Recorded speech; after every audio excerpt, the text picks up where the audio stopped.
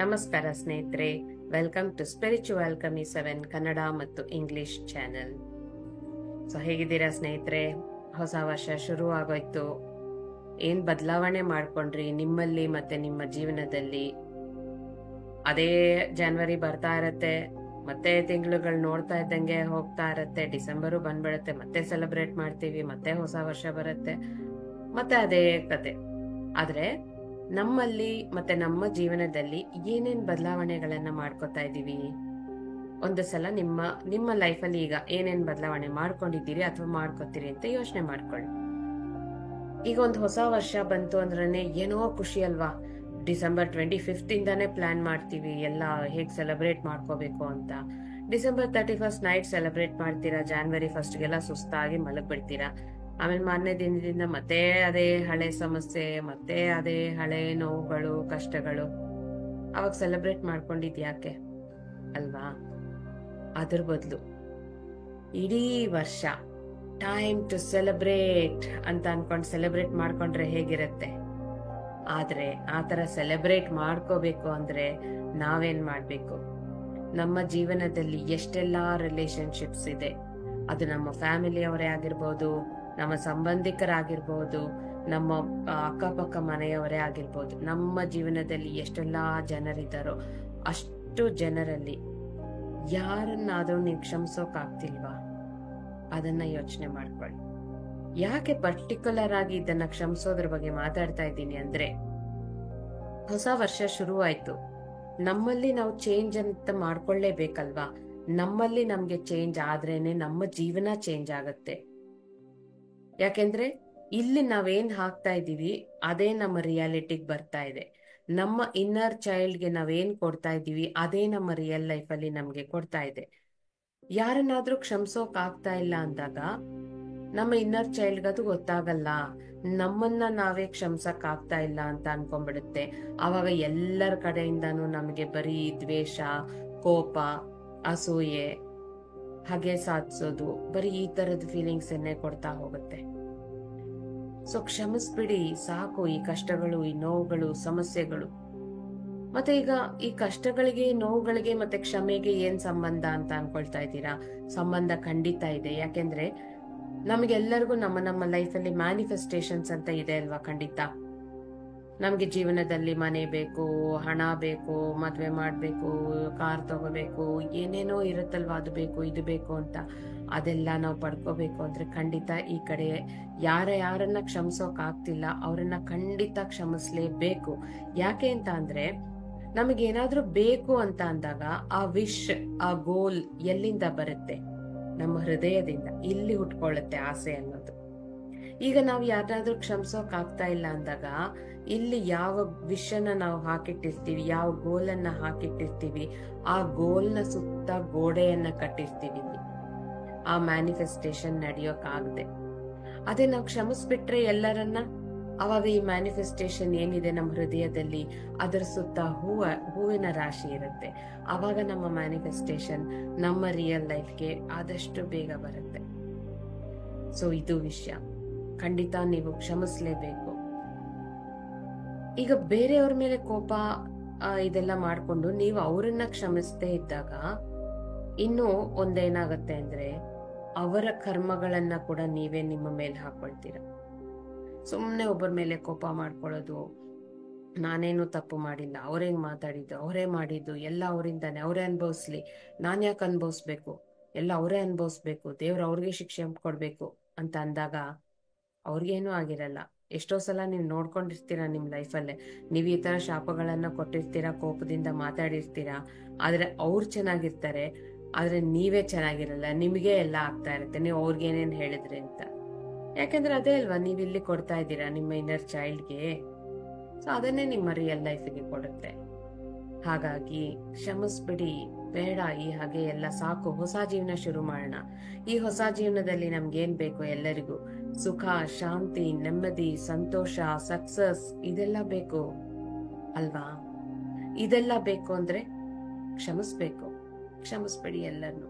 ಈಗ ಮನೆ ಅಂದ್ಮೇಲೆ, ಫ್ಯಾಮಿಲಿ ಅಂದ್ಮೇಲೆ, ಕುಟುಂಬ, ಒಂದ್ 4-5 ಜನ ಇರ್ತೀರ ಮನೇಲಿ. ಬೆಳಗ್ಗೆದ್ದು ಗಂಡ ಅಥವಾ ಹೆಂಡತಿ ಜಗಳ ಆಗುತ್ತೆ, ಅಥವಾ ಅತ್ತೆ ಸೊಸೆ ಜಗಳ ಆಗುತ್ತೆ, ಮಕ್ಕಳ ಜೊತೆ ಜಗಳ ಆಗುತ್ತೆ. ಆ ಜಗಳನ ಅಲ್ಲಿಗೆ ಮರೆತು ಅವರನ್ನ ಕ್ಷಮಿಸ್ಬಿಡಿ. ಫ್ಯಾಮಿಲಿ, ಅವ್ರು ನಿಮ್ಮದೇ ಓನ್ ಫ್ಯಾಮಿಲಿ. ಮತ್ತೆ ಮುಂದಕ್ಕೆ ಕೇಳ್ಕೊಂಡು ಹೋಗ್ಬೇಡಿ. ಒಂದು ವಿಚಾರಕ್ಕೆ ಮನಸ್ಪರ್ಧ ಬರೋದು, ಮನಸ್ತಾಪ ಆಗೋದು ಸಹಜ, ಆದ್ರೆ ಅದನ್ನ ಕ್ಯಾರಿ ಫಾರ್ವರ್ಡ್ ಮಾಡ್ಕೊಂಡು ಹೋಗ್ಬಾರ್ದು. ಅಲ್ಲಿಗೆ ನಿಲ್ಲಿಸ್ಬಿಟ್ಟು ಸ್ವಲ್ಪ ಟೈಮ್ ಕೊಟ್ಬಿಟ್ಟು ಆಮೇಲೆ ಇದ್ರೂ ಸೆಟ್ಲ್ ಆದ್ಮೇಲೆ ಮತ್ತೆ ಮಾತಾಡ್ಬೇಕು. ಯಾಕೆ ಅಂತಂದ್ರೆ ಫ್ಯಾಮಿಲಿ ಅಂದ್ರೆ ಲೈಫ್ ಲಾಂಗ್ ಜೊತೆಗೆ ಒಂದೇ ಮನೆಯಲ್ಲಿರೋರು. ಬೆಳಿಗ್ಗೆ ಎದ್ರೆ ಅವ್ರ ಮುಖ ನೋಡ್ಬೇಕು, ರಾತ್ರಿ ಆದ್ರೆ ಟ್ರಾವೆಲ್ ಮಾಡ್ಬೇಕು ಎಂಟೈರ್ ಲೈಫ್ ಜರ್ನಿಯಲ್ಲಲ್ವಾ. ಅವ್ರ ಮೇಲೆ ಕೋಪ ಮಾಡ್ಕೊಂಡು ಸಣ್ಣ ಪುಟ್ಟ ವಿಷಯಕ್ಕೆ ಆ ಕೋಪನ ಹೇಳ್ಕೊಂಡು ದಿನಗಟ್ಲೆ ಏನಾಗುತ್ತೆ, ನಿಮ್ಮ ಮೇಲೆ ಅಫೆಕ್ಟ್ ಆಗುತ್ತೆ. ನಿಮ್ಮ ಆರೋಗ್ಯ ಕೆಡುತ್ತೆ, ನಿಮ್ಮ ಮನ್ಸಲ್ಲಿ ಒಂಥರ ಏನೋ ಹೇಳ್ಕೊಳಕ್ಕಾಗದೆ ಇರುವಂತ ನೋವು ಬರುತ್ತೆ, ನಿಮ್ಮ ದೇಹದಲ್ಲಿ ಮನಸ್ಸಲ್ಲಿ ಎಲ್ಲ ತುಂಬಾ ಪ್ರಾಬ್ಲಮ್ಸ್ ಬರುತ್ತೆ. ಬೇರೆಯವ್ರನ್ನ ಕ್ಷಮಿಸಿದಾಗ ನಮ್ಮನ್ನ ನಾವೇ ಕ್ಷಮಿಸಿರ್ತೀವಿ. ನಮ್ಮೊಳಗೆ ಈಶ್ವರ ಇರ್ತಾರೆ, ನಮ್ಮೊಳಗೆ ಭಗವಂತ ಇರ್ತಾರೆ. ಹಾಗಾಗಿ ಎಲ್ಲರಲ್ಲೂ ಭಗವಂತ ಇರ್ತಾರೆ. ಅವರನ್ನ ಕ್ಷಮಿಸಿದಾಗ ನಮ್ಮ ಒಳಗಿರುವಂತ ಭಗವಂತ ಶಾಂತಿಯನ್ನ ಪಡಿತಾರೆ. ನಮ್ಮೊಳಗಿರುವಂತ ಭಗವಂತ ಶಾಂತಿನ ಪಡೆದ್ರೆ ಏನಾಗುತ್ತೆ, ನಮಗೆ ಸುಖ, ಸಂತೋಷ, ಆನಂದ ಎಲ್ಲ ಸಿಗುತ್ತೆ. ಇನ್ನೊಂದೇನಂದ್ರೆ, ಈಗ ನೀವೇನಾದ್ರೂ ನಿಮ್ಮ ಪೇರೆಂಟ್ಸ್ ಮೇಲೆ ಏನಾದ್ರೂ ಕೋಪ ಇತ್ತು, ಅವ್ರನ್ನ ಕ್ಷಮಿಸೋಕ್ ಆಗ್ತಾ ಇಲ್ಲ ಅಂತ ಅನ್ಕೊಳ್ಳೋಣ.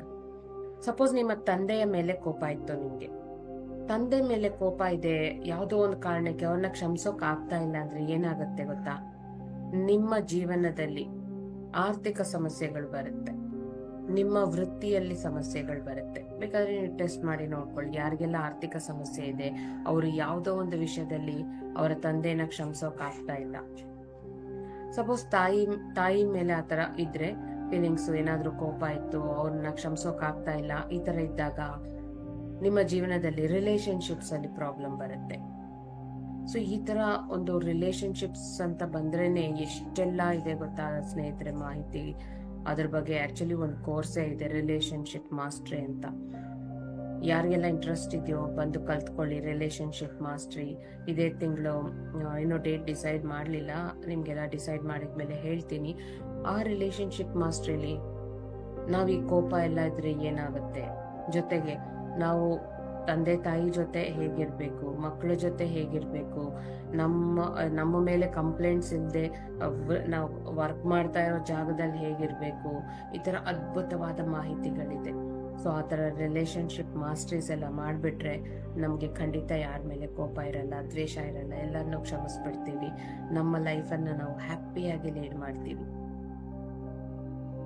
ಈಗ ಕೋಪ ಇಲ್ಲದೆ ಇದ್ದಾಗ ಏನಾಗತ್ತೆ, ನಮ್ಮಲ್ಲಿ ಪ್ರೀತಿ ಹುಟ್ಕೊಳ್ಳುತ್ತೆ. ಇನ್ನೊಬ್ಬರನ್ನ ಕ್ಷಮಿಸಿದಾಗ ನಮ್ಮ ಈ ಹಾರ್ಟ್ ಅಲ್ಲಿ, ಈ ಹೃದಯದಲ್ಲಿ ಪ್ರೀತಿ ಹುಟ್ಕೊಳ್ಳುತ್ತೆ. ನಮಗೆ ಯಾರಾದ್ರೂ ಇಷ್ಟ ಇಲ್ಲ ಅಂದ್ರೂ ವಿನಾಕಾರಣ ಅವ್ರನ್ನ ಪ್ರೀತಿಸ್ತೀವಿ ಅಂದ್ರೆ ಹೋಗಿ ಅವ್ರ ಜೊತೆ ಕುತ್ಕೊಂಡು ಮಾತಾಡಿದ್ರೇನೆ ಪ್ರೀತಿ ಅಂತ ಅಲ್ಲ. ಪ್ರೀತಿಸಿ ಅವ್ರ ಪಾಡಿಗೆ ಅವ್ರನ್ನ ಬಿಟ್ಟು ಬಿಡೋದು, ಅದು ಕೂಡ ಪ್ರೀತಿನೇ. ಕೋಪ ಅನ್ನೋದು, ಈ ದ್ವೇಷ ಅನ್ನೋದು, ನಾವು ಅವ್ರನ್ನ ಕ್ಷಮಿಸದೇ ಇದ್ದಾಗ ಬರೀ ನಷ್ಟಗಳೇ ಆಗೋದು. ಅದೇ ನಾವು ಅವ್ರನ್ನ ಕ್ಷಮಿಸ್ಬಿಟ್ರೆ ಬರೀ ಲಾಭಗಳೇ ಆಗತ್ತೆ. ನಮ್ಮಲ್ಲಿರುವಂತ ಫ್ರೀಕ್ವೆನ್ಸಿ ಹೈ ಆಗಿ ನಮ್ಮ ಜೀವನದಲ್ಲಿರುವಂತ ಪ್ರಾಬ್ಲಮ್ಸ್ ಎಲ್ಲ ಸೆಟ್ಲ್ ಆಗುತ್ತೆ.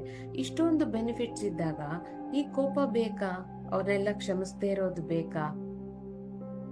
ಮನೆಯಲ್ಲೇ ಈಗ ದೊಡ್ಡವ್ರು ಯಾರು, ಅತ್ತೆ ಅಂತ ಇರ್ತಾರೆ, ಅಥವಾ ತಾಯಿ, ಗಂಡ, ಯಾರೋ ಒಬ್ರು ಇರ್ತಾರೆ. ಅವ್ರನ್ನ ನೀವು ಕ್ಷಮಿಸದೇ ಇದ್ದಾಗ ದಿನ ಬೆಳಗ್ಗೆ ಎದ್ರೆ ಅವ್ರ ಮುಖ ನೋಡ್ತಾನೆ ಇರ್ಬೇಕು, ಆ ದ್ವೇಷನ ಮನ್ಸಲ್ಲಿ ಇಟ್ಕೊಂಡು ಕೊರಗ್ತಾನೆ ಇರ್ಬೇಕು. ಅದು ನಿಮ್ಮ ದೇಹದ ಮೇಲೆ ಎಫೆಕ್ಟ್ ಆಗುತ್ತೆ, ನಿಮ್ಮ ಮನ್ಸ್ ಮೇಲೆ ಎಫೆಕ್ಟ್ ಆಗುತ್ತೆ. ಇನ್ನೇನಾಗುತ್ತೆ, ಆರೋಗ್ಯ ಕೆಡುತ್ತೆ, ಜೀವನದಲ್ಲಿ ಬರೀ ಪ್ರಾಬ್ಲಮ್ಸೇ ಬರ್ತಾ ಹೋಗುತ್ತೆ. ಇಷ್ಟೆಲ್ಲ ಬೇಕಾ ನಿಮ್ಗೆ, ಅಲ್ವಾ? ಈಗ ನಿಮ್ಮ ಮ್ಯಾನಿಫೆಸ್ಟೇಷನ್ಸ್ ಎಲ್ಲ ನಿಮ್ಗೆ ನಡಿಬೇಕು, ನೀವ್ ಕೇಳಿದ್ದೆಲ್ಲ ನಿಮ್ಗೆ ಸಿಗ್ಬೇಕು ಅಂದ್ರೆ ಹ್ಯಾಪಿಯಾಗಿರಿ. ವರ್ಷ ಸ್ಟಾರ್ಟ್ ಆಗೋಯ್ತು, ಈ ವರ್ಷನಾದ್ರೂ ಎಲ್ಲದಕ್ಕೂ ಟೈಮ್ ಟು ಸೆಲೆಬ್ರೇಟ್ ಅಂತ ಅನ್ಕೊಂಡು ಎಲ್ಲರನ್ನ ಕ್ಷಮಿಸ್ಬಿಟ್ಟು, ಯಾರ ಮೇಲೆ ನಿಮ್ಗೆ ಯಾವ ನೆಗೆಟಿವ್ ಇಮೋಷನ್ ಇದ್ರು ಕ್ಷಮಿಸ್ಬಿಟ್ಟು ನಗ್ನಗ್ತಾ ಮುಂದಕ್ಕೆ ಹೋದಾಗ ಎಲ್ಲ ಅಚೀವ್ ಆಗತ್ತೆ. ನಿಮ್ಗೆ ಏನೇನ್ ಬೇಕು, ಏನೇನ್ ಕಷ್ಟಗಳಿದೆ, ನೋವುಗಳಿದೆ, ಎಲ್ಲ ಅಚೀವ್ ಆಗ್ಬಿಡತ್ತೆ. ಕೆಲವೊಮ್ಮೆ ಒಡ ಹುಟ್ಟಿದವ್ರ ಮೇಲೆ ಕೂಡ ತುಂಬಾ ಕೋಪ ಮಾಡ್ಕೊಂಡಿರ್ತೀರಾ, ಅವ್ರನ್ನೂ ಕ್ಷಮಿಸೋಕ್ ಆಗ್ತಾ ಇರಲ್ಲ. ಕ್ಷಮಿಸ್ಬಿಡಿ. ಕ್ಷಮಿಸ್ಬಿಟ್ಟಾದ್ಮೇಲೆ ಅವ್ರ ಜೊತೆ ನಿಮ್ಗೆ ಒಂದು ರಿಲೇಶನ್ಶಿಪ್ ಬೇಕು ಅಂದ್ರೆ ಅದನ್ನ ಸರಿ ಮಾಡ್ಕೊಳಕ್ ಏನ್ ಬೇಕೋ ಅದನ್ನ ಮಾಡಿ.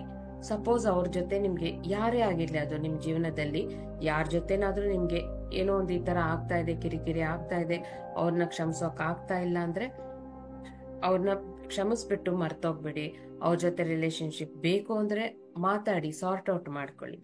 ಸಪೋಸ್ ಬೇಡ ಅಂದ್ರೆ ಕ್ಷಮಿಸ್ಬಿಟ್ಟು ಅವ್ರ ಪಾಡ್ಗೆ ಅವ್ರನ್ನ ರಿಲೀಸ್ ಮಾಡ್ಬಿಡಿ. ನಿಮ್ಮ ಭಾವನೆಗಳಿಂದ, ನಿಮ್ಮ ಮನಸ್ಸಿನಿಂದ, ನಿಮ್ಮ ಜೀವನದಿಂದ ಅವ್ರನ್ನ ರಿಲೀಸ್ ಮಾಡ್ಬಿಡಿ. ಅವ್ರ ಪಾಡ್ಗವ್ರು, ನಿಮ್ ಪಾಡಿಗೆ ನೀವು ಅಷ್ಟೇ ಹ್ಯಾಪಿಯಾಗಿರಿ. ಅದನ್ನ ಬಿಟ್ಬಿಟ್ಟು ಯಾರ ಮೇಲೋ ಕೋಪ, ಯಾರ ಮೇಲೋ ದ್ವೇಷ ಅದನ್ನಿಟ್ಕೊಂಡು ಅವ್ರನ್ನ ಕ್ಷಮಿಸೋಕಾಗ್ದೆ ನಿಮ್ಮ ಜೀವನದ ಮೇಲೆ ಅಫೆಕ್ಟ್ ಮಾಡ್ಕೊಳ್ತಾ ಇದ್ದೀರಾ ನೀವು. ಈ ಕ್ಷಮೆ ಅನ್ನೋದೇನಾಗತ್ತೆ ಗೊತ್ತಾ, ನಾವು ಬೇರೆಯವ್ರನ್ನ ಕ್ಷಮಿಸದೇ ಇದ್ದಷ್ಟು ಕೂಡ ಅವರ ಕರ್ಮಗಳನ್ನ ನಾವು ನಮ್ಮ ಮೇಲೆ ಹಾಕೊಳ್ತಾ ಇದ್ದೀವಿ. ಇವಾಗ ನಾವು ಇದೀವಿ, ಜೀವಂತವಾಗಿದ್ದೀವಿ ಅಂದ್ರೇನೆ ಅದರ ಅರ್ಥ ಏನು? ನಮ್ಮಲ್ಲಿ ಇರುವಂತ ಕರ್ಮಗಳನ್ನ ಕ್ಲೀನ್ ಮಾಡ್ಕೊಳ್ಳೋಕೆ ಅಂತಾನೆ ಮತ್ತೆ ಹುಟ್ಟಿ ಬಂದಿದೀವಿ. ಅಂದ್ರೆ ಈ ದೇಹ ಬಂದಿದೆ, ಈ ದೇಹದಲ್ಲಿ ಈ ಆತ್ಮ ಬಂದಿರೋದೇ ಹಳೆ ಕರ್ಮಗಳನ್ನ ಕ್ಲೀನ್ ಮಾಡ್ಕೊಂಡು ಹೋಗಕ್ಕೆ.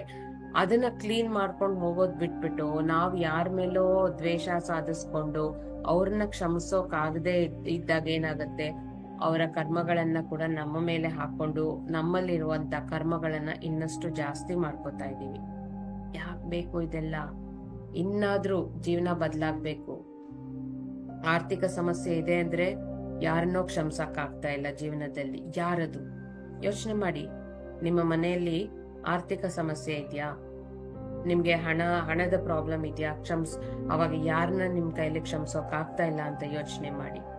ಡೈರೆಕ್ಟ್ ಆಗಿ ಹೋಗಿ ಅವ್ರ ಜೊತೆ ಮಾತಾಡ್ಬೇಕು ಅಂತೇನಿಲ್ಲ. ಅದ್ ಯಾರೇ ಆಗಿರ್ಲಿ, ಅವ್ರಿಗೆ ಒಂದು ಲೆಟರ್ ಬರೀರಿ. ನಿಮ್ಮ ಮನಸ್ಸಲ್ಲಿ, ನಿಮ್ಮ ಹೃದಯದಲ್ಲಿ ಏನೇನಿದೆ ಫ್ರಾಂಕ್ ಆಗಿ, ಓಪನ್ ಆಗಿ ಬರ್ಕೊಳ್ಳಿ. ಬರ್ದು ಅದನ್ನ ಸುಟ್ಟು ಟಾಯ್ಲೆಟ್ಗೆ ಹಾಕಿ. ಯಾಕಂದ್ರೆ ಅದು ನೆಗೆಟಿವ್ ಅಲ್ವಾ? ಅವ್ರ ನಿಮ್ಮ ರಿಲೇಶನ್ಶಿಪ್ ಅವ್ರ ಜೊತೆ ಬೇಡ ಅಂತ ಅನ್ಕೊಂಡಿದ್ದೀರಾ. ಸೊ ಇಲ್ಲಿಂದ ಇಳಿಸ್ಕೊಂಡ್ಬಿಡಿ. ಬರ್ದು ಅದನ್ನ ಸುಟ್ಟು ಟಾಯ್ಲೆಟ್ಗೆ ಹಾಕ್ಬಿಡಿ. ಯಾಕೆ ಅದನ್ನ ಕ್ಯಾರಿ ಫಾರ್ವರ್ಡ್ ಮಾಡ್ಕೊಂಡು ಹೋಗ್ತೀರಾ? ಬೇಕಾಗಿಲ್ಲ ನಮ್ಗೆ. ನಾವು ಚೆನ್ನಾಗಿರ್ಬೇಕು, ನಮ್ ಫ್ಯಾಮಿಲಿ ಚೆನ್ನಾಗಿರ್ಬೇಕಲ್ವಾ? ಹಾಗಾಗಿ ನಿಮಗೇನಾದ್ರೂ ಆರೋಗ್ಯದ ವಿಷಯದಲ್ಲಿ ಏನಾದ್ರೂ ಪ್ರಾಬ್ಲಮ್ ಆಗಿದ್ಯಾ? ಈ ಆರೋಗ್ಯದಲ್ಲಿ ಏನಾದ್ರೂ ತೊಂದರೆಗಳಾಗಿತ್ತು ಅಂದ್ರೆ, ಯಾವುದೇ ತೊಂದರೆ ಆಗಿರ್ಲಿ, ಅದು ಯಾವಾಗ ಶುರುವಾಯ್ತು ಅಂತ ನೋಡ್ಕೊಳ್ಳಿ. ಎಷ್ಟು ತಿಂಗಳುಗಳಿಂದ ಅಥವಾ ಎಷ್ಟು ದಿನಗಳಿಂದ ಶುರುವಾಗಿದೆ ಈ ಪ್ರಾಬ್ಲಮ್ ಅಂತ ನೋಡ್ಕೊಳ್ಳಿ. ಎಲ್ಲಿಂದ ಶುರುವಾಗಿದೆ ಅಂತ ನಿಮ್ಗೆ ಗೊತ್ತಾಯ್ತು ಅಂದ್ರೆ ಆ ಟೈಮಲ್ಲಿ ನಿಮ್ಮ ಜೀವನದಲ್ಲಿ ಏನಾಗಿತ್ತು ಅಂತ ಒಂದ್ಸಲ ಯೋಚನೆ ಮಾಡಿ ನೋಡಿ. ಅಲ್ಲೇನಾದ್ರೂ ಜಗಳಗಳಾಗಿತ್ತಾ? ಯಾರನ್ನಾದ್ರೂ ನೀವು ಕ್ಷಮಿಸೋಕ್ ಆಗ್ತಾ ಇಲ್ವಾ ಅಂತ ಯೋಚನೆ ಮಾಡಿದಾಗ ಖಂಡಿತ ನಿಮ್ಗೆ ಗೊತ್ತಾಗುತ್ತೆ. ಯಾರ ಮೇಲೂ ನಿಮ್ಗೆ ಏನೋ ಒಂದು ನೆಗೆಟಿವ್ ಇಮೋಷನ್ ಖಂಡಿತ ಇದ್ದೇ ಇರುತ್ತೆ. ಸೊ ಅಲ್ಲಿ ಯಾರ ಮೇಲೆ, ಯಾವ ರೀಸನ್ಗಾಗಿ ನಿಮ್ಗೆ ಈ ತರ ನೆಗೆಟಿವ್ ಎಮೋಷನ್ ಇತ್ತೋ ಅದನ್ನ ಅಲ್ಲಿಗೆ ರಿಲೀಸ್ ಮಾಡ್ಬಿಡಿ. ಬರೀರಿ ಲೆಟರ್ ಅವ್ರ ಮೇಲೆ. ನಿಮ್ಗೆ ಏನ್ ಭಾವನೆ ಇತ್ತು ಅದನ್ನೆಲ್ಲ ಬರ್ದು ಸುಟ್ಟು ಟಾಯ್ಲೆಟ್ಗೆ ಹಾಕಿ. ಅವಾಗ ಏನಾಗುತ್ತೆ, ನೀವು ಅಲ್ಲಿ ಕ್ಯಾರಿ ಮಾಡ್ಕೊಂಡಿದ್ದ ಆ ಇಮೋಷನ್ ನ ತೆಗೀತೀರಾ ಇಲ್ಲಿಂದ. ಅವಾಗ ನಿಮ್ಮ ಆ ಆರೋಗ್ಯದಲ್ಲಿ ಕೂಡ ಎಷ್ಟೋ ಚೇಂಜಸ್ ಅನ್ನ ನೋಡ್ತೀರಾ.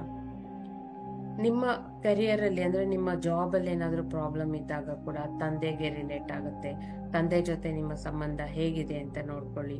ತಂದೆ ಮೇಲೆ ಏನಾದ್ರೂ ಕಂಪ್ಲೇಂಟ್ಸ್ ಇಟ್ಕೊಂಡಿದೀರಾ ಅಂತ ನೋಡ್ಕೊಳ್ಳಿ. ಅವ್ರನ್ನ ಯಾವ್ದಾದ್ರೂ ವಿಷಯಕ್ಕೆ ಕ್ಷಮಿಸೋಕ್ ಆಗ್ತಾ ಇಲ್ವಾ ಅಂತ ನೋಡ್ಕೊಳ್ಳಿ. ಸೊ ಈ ರೀತಿ ಕ್ಷಮಿಸೋದ್ರಿಂದ ಇನ್ನೊಂದೇನ್ ಗೊತ್ತಾ, ನಾವು ಎಲ್ಲರನ್ನೂ ಕ್ಷಮಿಸ್ತಾ ಹೋಗ್ತಾ ಇದ್ದಷ್ಟು ನಮ್ಮ ಮಕ್ಕಳು ಕೂಡ ಅದನ್ನೇ ಕಲಿತಾರೆ. ಯೂಶಲಿ ನಾವೇನಿದ್ದೀವಿ ಜೀವನದಲ್ಲಿ ಈಗ ಎಕ್ಸಾಕ್ಟ್ಲಿ ಅದೇ ಸಂದೇಶ ನಮ್ಮ ಮಕ್ಕಳಿಗೆ ಕೊಡ್ತಾ ಇದ್ದೀವಿ. ನಾವ್ ಎಲ್ಲರನ್ನ ಕ್ಷಮಿಸ್ತಾ ಹೋದ್ರೆ ನಮ್ಮ ಮಕ್ಕಳು ಕೂಡ ಅದನ್ನೇ ಫಾಲೋ ಮಾಡ್ಕೊಂಡು ಹೋಗ್ತಾರೆ. ಆಗ ನಾವ್ ಚೆನ್ನಾಗಿರ್ತೀವಿ, ನಮ್ಮ ಮಕ್ಕಳು ಕೂಡ ಚೆನ್ನಾಗಿರ್ತಾರೆ. ಅದೇ ಅಲ್ವಾ ಬೇಕಾಗಿರೋದು ಫೈನಲ್ ಆಗಿ ಜೀವನದಲ್ಲಿ. ಯಾರ್ಯಾರ ಮೇಲೋ ಕೋಪ, ಯಾರ್ಯಾರ ಮೇಲೋ ದ್ವೇಷ, ಯಾರ್ಯಾರ ಮೇಲೋ ದುಃಖ ಯಾಕೆ ಕ್ಯಾರಿ ಮಾಡ್ಕೊಂಡು ಹೋಗೋದು? ಬಿಟ್ಟಾಕಿ ಈಗ್ಲಾದ್ರು. ಸೊ ಬರ್ಕೊಳ್ಳಿ, ಒಂದು ಡೈರಿನೇ ತಗೊಳ್ಳಿ. ಹಲವಾರು ಜನರ ಮೇಲೆ ನಿಮ್ಗೆ ಕೋಪ ಇದೆಯಾ, ಅವ್ರನ್ನ ಕ್ಷಮಿಸೋಕ್ ಆಗ್ತಾ ಇಲ್ವಾ? ಬರೀರಿ. ಎಷ್ಟು ಪೇಜಸ್ ಆಗುತ್ತೋ ಬರೀರಿ, ಎಷ್ಟು ಬುಕ್ಸ್ ಆಗುತ್ತೋ ಬರೀರಿ. ಬರ್ದು ಬರ್ದು ಬರ್ದು ಇಲ್ಲಿಂದ ಇಳಿಸ್ಕೊಳ್ಳಿ. ಇಲ್ಲಿಂದ ನಿಮ್ಗೆ ಅವರು ಎಲ್ಲರ ಮೇಲಿರುವಂತ ಕೋಪ ಇದೆಲ್ಲ ಇಳಿದೋಯ್ತು ಅಂದ್ರೆ ಇಲ್ಲಿ ಶುದ್ಧವಾಗತ್ತೆ. ಜಾಗ ಪವಿತ್ರವಾಗುತ್ತೆ. ಆವಾಗ ಇಲ್ಲಿ ಏನಿರುತ್ತೆ, ಬರೀ ಪ್ರೀತಿ ಇರುತ್ತೆ, ಮಮತೆ ಇರುತ್ತೆ, ಕರುಣೆ ಇರುತ್ತೆ, ದಯೆ ಇರುತ್ತೆ. ಆವಾಗ ಏನಾಗುತ್ತೆ, ನಿಮ್ಮ ಫ್ರೀಕ್ವೆನ್ಸಿ ಹೈ ಆಗಿರುತ್ತೆ. ಫ್ರೀಕ್ವೆನ್ಸಿ ಹೈ ಆಗಿದ್ದಾಗ ಏನಾಗುತ್ತೆ, ನೀವೇನೇನ್ ಬೇಕು ಅಂತ ಅನ್ಕೊಳ್ತೀರೋ ಅದನ್ನ ಅಟ್ರಾಕ್ಟ್ ಮಾಡ್ತಾ ಹೋಗ್ತೀರಾ ಜೀವನದಲ್ಲಿ. ಎಷ್ಟೆಲ್ಲ ಬೆನಿಫಿಟ್ಸ್ ಇದೆ. ಯಾಕೆ ಸುಮ್ನೆ ಫರ್ಗಿವ್ ಮಾಡದೆ ಅವ್ರನ್ನ ನಿಮ್ಮಲ್ಲೇ ಇಟ್ಕೊಂಡಿಷ್ಟು ಒದ್ದಾಡ್ತೀರಾ ಅಲ್ವಾ? ಈಗ ಯಾರಾದ್ರೂ ತೀರ್ಕೊಂಡ್ಬಿಟ್ಟಿದ್ದಾರೆ ಅಂತ ಅನ್ಕೊಳ್ಳೋಣ, ಅವ್ರನ್ನ ನೀವು ಕ್ಷಮಿಸೋಕೆ ಆಗಿರಲ್ಲ, ಅವ್ರು ತೀರ್ಕೊಂಡ್ಬಿಟ್ಟಿದ್ದಾರೆ. ಇವಾಗ ಏನ್ ಮಾಡೋದು ಅಂದ್ರೆ, ಆದ್ರೂ ಸಮಯ ಇದೆ, ಅವ್ರಿಗೂ ಲೆಟರ್ ಬರೀರಿ. ಅವ್ರಿದ್ದಾಗ ಏನ್ ಪ್ರಾಬ್ಲಮ್ ಆಗಿತ್ತು, ಯಾಕೆ ನಿಮ್ಗೆ ಅವ್ರನ್ನ ಕ್ಷಮಿಸಕ್ ಆಗ್ತಾ ಇರ್ಲಿಲ್ಲ, ಈ ವಿಷಯಗಳನ್ನೆಲ್ಲ ಡೀಟೇಲ್ಡ್ ಆಗಿ ಲೆಟರ್ ಬರೆದು ಅದನ್ನ ಸುಟ್ಟು ಆ ಬೂದಿನ ಟಾಯ್ಲೆಟ್ಗೆ ಹಾಕಿ. ಸೊ ಈ ರೀತಿ ಮಾಡೋದ್ರಿಂದ ಏನಾಗುತ್ತೆ, ನಾವು ಅವ್ರನ್ನ ಕ್ಷಮಿಸಿದೀವಿ ಅಂತ ಆಗುತ್ತೆ. ಅಂದ್ರೆ ಇಲ್ಲಿರೋ ಬರ್ಡನ್ ಎಲ್ಲ, ಇಲ್ಲಿರೋ ಭಾರವನ್ನೆಲ್ಲ ಇಳಿಸ್ಕೊಂಡ್ ಬಿಡ್ತೀವಿ. ಇಲ್ಲಿರೋ ಭಾರ ಇಳೀತು ಅಂದ್ರೆ ಏನಾಗುತ್ತೆ, ನಮ್ಮ ಇನ್ನರ್ ಚೈಲ್ಡ್ಗೆ ಒಂದು ಫ್ರೀಡಮ್ ಸಿಕ್ಕಂಗಿರುತ್ತೆ, ಯಾವ ಭಾರ ಇರಲ್ಲ. ಸೊ ನಾವ್ ಏನ್ ಒಳ್ಳೇದನ್ನ ಹಾಕ್ತಾ ಹೋಗ್ತೀವೋ ಅದನ್ನೇ ನಮ್ಮ ರಿಯಾಲಿಟಿಲಿ ಕೊಡ್ತಾ ಹೋಗುತ್ತೆ. ಸೊ ಅರ್ಥ ಆಯ್ತಲ್ವಾ ಸ್ನೇಹಿತರೆ? ಸೊ ಇದು ವಿಷಯ. ಯಾರ ಮೇಲೂ ಯಾವ ದ್ವೇಷ ಇಟ್ಕೋಬೇಡಿ, ಕ್ಷಮಿಸ್ಬೇಡಿ. ಎಲ್ಲರನ್ನ ಕ್ಷಮಿಸ್ಬಿಟ್ಟು I am sorry, please forgive me, thank you, I love you ಅಂತ ಅನ್ಕೊಂಡು, ಟೈಮ್ ಟು ಸೆಲೆಬ್ರೇಟ್ ಅಂತ ಅನ್ಕೊಂಡು ಎಲ್ಲ ವಿಷಯಕ್ಕೂ ಸೆಲೆಬ್ರೇಟ್ ಮಾಡ್ಕೊಳ್ಳಿ. ಇನ್ನೂ ಜಾಸ್ತಿ ಸೆಲೆಬ್ರೇಷನ್ ಬೇಕು ಅಂತ ಅಂದ್ರೆ ದಿನ ರಾತ್ರಿ 9 ಗಂಟೆಯಿಂದ 9:30 TFC ಅಂತ ಪ್ರೋಗ್ರಾಮ್ ಸ್ಟಾರ್ಟ್ ಮಾಡಿದೀನಿ, ಟೈಮ್ ಫಾರ್ ಸೆಲೆಬ್ರೇಷನ್ ಅಂತ. ಬನ್ನಿ ಎಲ್ಲರೂ ಡ್ಯಾನ್ಸ್ ಮಾಡೋಣ, ಕುಣಿದಾಡೋಣ, ನಗೋಣ, ನಗ್ಸೋಣ. ನಮ್ಮ ಗೋಲ್ಸ್ ಏನಿರುತ್ತೆ ಅದನ್ನ ಅಚೀವ್ ಮಾಡ್ಕೊಳ್ಳೋಣ. ಅಲ್ಲಿ ನಿಮ್ಮ ಸಬ್ಕಾನ್ಶಿಯಸ್ ಮೈಂಡ್ಗೆ ನಿಮ್ಮ ಗೋಲ್ಸ್ ಅನ್ನ ಅಟ್ರಾಕ್ಟ್ ಮಾಡುವಂತ ವಿಷಯಗಳನ್ನ ನಾನು ನಿಮ್ಮ ಸಬ್ಕಾನ್ಶಿಯಸ್ ಮೈಂಡ್ಗೆ ಹಾಕ್ತೀನಿ. ಎಷ್ಟು ಅದ್ಭುತವಾಗಿರುತ್ತೆ ಗೊತ್ತಾ ಆ ಪ್ರೋಗ್ರಾಮ್. ಅಲ್ಲಿ ನಿಮ್ಗೆ ನಿಮ್ಮ ಗೋಲ್ಸ್ ಬೇಗ ಅಚೀವ್ ಆಗುತ್ತೆ. ಯಾಕಂದ್ರೆ ನಿಮ್ಮ ವೈಬ್ರೇಷನ್ ಹೈ ಆಗುತ್ತೆ. ಅಲ್ಲಿ ನಿಮ್ಮ ಒಂದು ಫ್ರೀಕ್ವೆನ್ಸಿನ ಹೈ ಮಾಡಿಸಿ ಅವಾಗ ನಿಮ್ಮ ಗೋಲ್ಸ್, ನಿಮ್ಮ ವಿಷಸ್ ಏನಿದೆ ಅದೆಲ್ಲ ಬರ್ಕೊಂಡ್ ಬಂದಿರ್ತೀರಾ. ಅದನ್ನ ಓದಿದಾಗ ನಿಮ್ಮ ರಿಯಾಲಿಟಿಗೆ ತುಂಬಾ ಬೇಗ ಬರುತ್ತೆ. ನೀವು ಯಾವ ಗೋಲ್ ಬೇಕು ಅಂತ ಬಂದಿದ್ರಿ ಅದು ಬೇಗ ಸರಿ ಹೋಗುತ್ತೆ. 1 ತಿಂಗಳಿಗೆ ಕೇವಲ 1000 ರೂಪಾಯಿ. ಯಾವಾಗ ಬೇಕಾದ್ರೂ ಸೇರ್ಕೋಬಹುದು ನೀವು ಆ ಪ್ರೋಗ್ರಾಮ್ಗೆ. ಯಾವಾಗ ಸೇರ್ಕೊಂಡ್ರೋ ಅವತ್ತಿನಿಂದ 30 ದಿನಗಳವರೆಗೆ ಇರುತ್ತೆ. ದಿನ 9 ಗಂಟೆಯಿಂದ 9:30.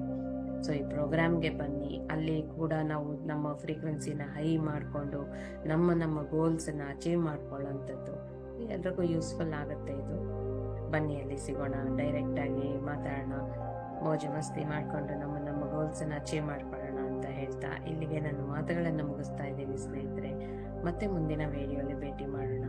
ಅಲ್ಲಿವರೆಗೂ ನನ್ನ ತುಂಬ ಹೃದಯದ ಧನ್ಯವಾದಗಳು ಸ್ನೇಹಿತರೆ. ಟಾಟಾ, ಬಾಯ್.